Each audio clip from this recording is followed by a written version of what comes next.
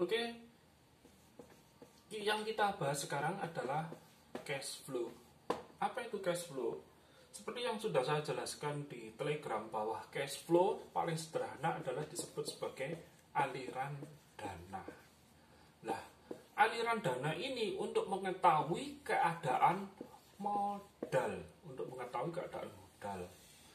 Sementara yang kalian ketahui bahwa modal itu ada intern dan ada ekstern. Sudah jelas semua kan, intern ekstern.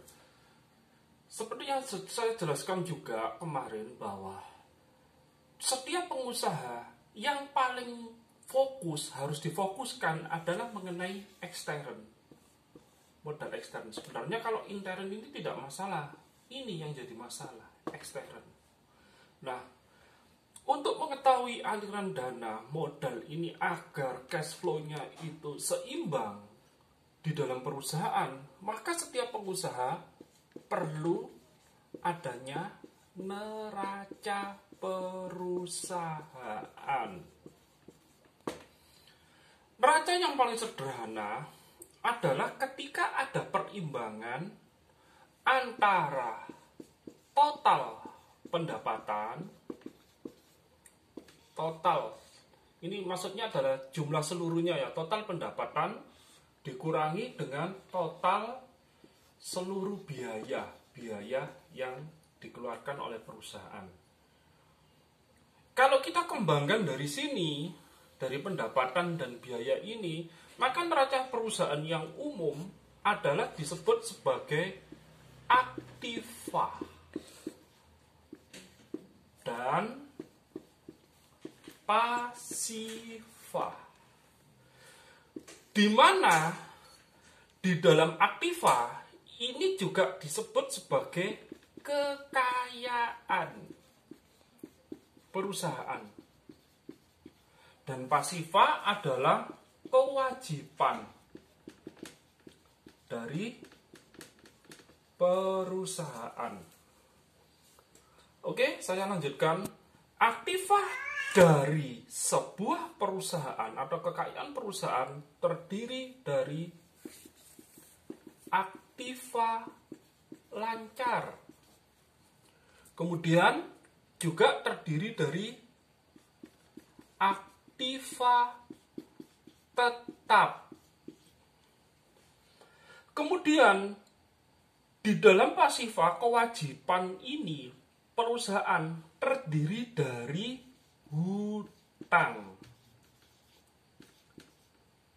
jangka pendek dan hutang jangka panjang. Oke, agar lebih jelasnya ini saya hapus terlebih dahulu. Oke, saya hapus. Oke, tampak ya. Sekali lagi, aktiva ini dan pasiva. Aktiva adalah kekayaan perusahaan, pasiva adalah kewajiban. Di mana aktiva terdiri dari aktiva lancar dan aktiva tetap. Pasiva terdiri dari hutang jangka pendek dan hutang jangka panjang. Loh, mengapa begini?